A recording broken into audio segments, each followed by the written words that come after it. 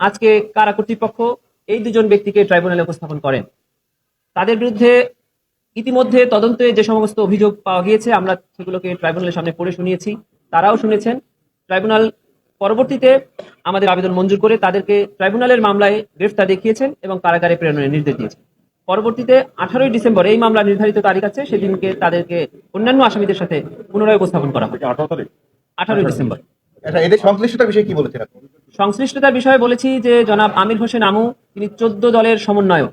14 দলের সমন্বয়ক থাকা অবস্থায় 19 জুলাই 2024 তারিখ সারা দেশব্যাপী যখন মানবতা বিরোধী অপরাধ চলমান আছে, গণহত্যা চলমান আছে, তখন 14 দলের একটি বৈঠক সংগঠিত হয় গণভবনে। এই বৈঠকে তিনি একজন নেতৃত্ব স্থানীয় ব্যক্তি ছিলেন এবং সেই বৈঠকে কারফিউ জারির সিদ্ধান্ত এবং কারফিউয়ে দেখা মাত্র গুলির সিদ্ধান্ত হয় এবং পরবর্তী আপনারা 20 তারিখ থেকে দেখছেন সারা দেশে কিভাবে নিরীহ নিরস্ত্র সাধারণ ছাত্র জনতার উপরে নির্বিচারে গুলি করে তাদেরকে হত্যা করা হয়েছে, চিরতরে পঙ্গু করা হয়েছে, অন্ধ করা হয়েছে, আহত করা হয়েছে।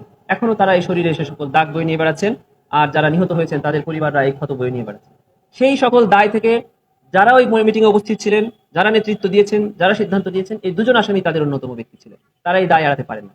জনাব অ্যাডভোকেট কামরুল ইসলাম এমপি ছিলেন ঢাকা নিউ মার্কেট এলাকায়। আপনারা জানেন তার এলাকাতে কি নৃশংসভাবে হত্যা হয়েছে।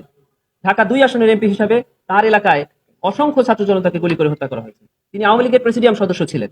তার আওয়ামী লীগের প্রেসিডিয়াম সদস্য থাকা অবস্থায় আওয়ামী লীগ দলীয় সিদ্ধান্ত নিয়ে ছাত্র আন্দোলনের বিরুদ্ধে অবস্থান নেয় এবং তার দলীয় ছাত্রলীগ যুবলীগ নেতাকর্মীরা অস্ত্র দিয়ে এবং সাথে আইন শৃঙ্খলা বাহিনী চাইনিজ রাইফেল দিয়ে গুলি করে সাধারণ ছাত্র জনতাকে হত্যা করে। সে সকল অভিযোগ তদন্তে ইতিমধ্যে পাওয়া গিয়েছে, আরো তদন্ত অব্যাহত আছে, সেগুলো আমরা তাদেরকে পড়ে শুনিয়েছি, জানিয়েছি। এই সকল অভিযোগে তাদেরকে এই মামলায় গ্রেফতার দেখিয়ে কারাগারে প্রেরণ করা হয়।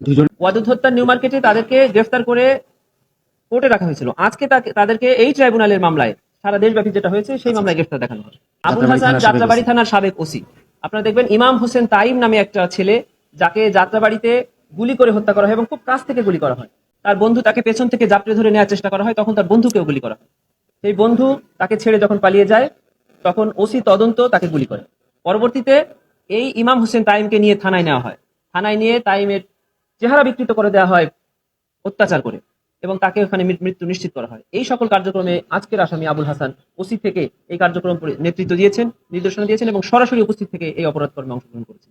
তাকেও আজকে ট্রাইব্যুনালে এই মামলায় গ্রেফতার দেখিয়ে কারাগারে প্রেরণ করা হয়েছে। আগামী 12 ডিসেম্বর তাকে ওই ট্রাইব্যুনালে উপস্থাপন করা হবে নির্ধারিত তারিখে। তাকে আরো একবার আনা হয়েছিল ট্রাইব্যুনালেরই অন্য একটি মামলায়। আজকে তাকে ট্রাইব্যুনালের শুধু যাত্রাবাড়ি সংক্রান্ত যে মামলাটি আছে সেই মামলায় গ্রেফতার। এটি অ্যাবসলিউটলি আইন শৃঙ্খলা বাহিনী এবং সরকারের দায়। ট্রাইব্যুনাল থেকে ইতিমধ্যে প্রায় 70 জনের বিরুদ্ধে গ্রেফতারি পরোয়ানা জারি হয়েছে। আমরা দেখতে পেয়েছি যে অল্প কয়েকজন ব্যক্তি ইতিমধ্যে গ্রেফতার হয়েছেন, এখনো অনেক ব্যক্তি গ্রেফতার হননি এবং তারা পলাতক থাকা থেকেও এই মামলার তদন্তে বাধাগ্রস্ত করে বিভিন্ন বক্তৃতা বিবৃতি দিচ্ছেন, যেটিতে আমাদের তদন্ত বাধাগ্রস্ত হচ্ছে। আমরা সরকারের কাছে অনুরোধ জানাচ্ছি যে খুব শীঘ্রই তাদের আইন শৃঙ্খলা বাহিনীকে আরো তৎপর করে, গোয়েন্দা সংস্থাকে তৎপর করে এই পলাতক আসামিদেরকে যেন অতি দ্রুত গ্রেফতার করে। এখনো পর্যন্ত প্রায় 25 জনকে গ্রেফতার দেখানো হয়েছে। ন্যায় বিচারের কথা বলি, আমরা আজকে প্রসিকিউশন টিম থেকে বলছি যে এই প্রসিকিউশন টিম থেকে কোনো অবিচার আই মানুষ আর দেখবে না।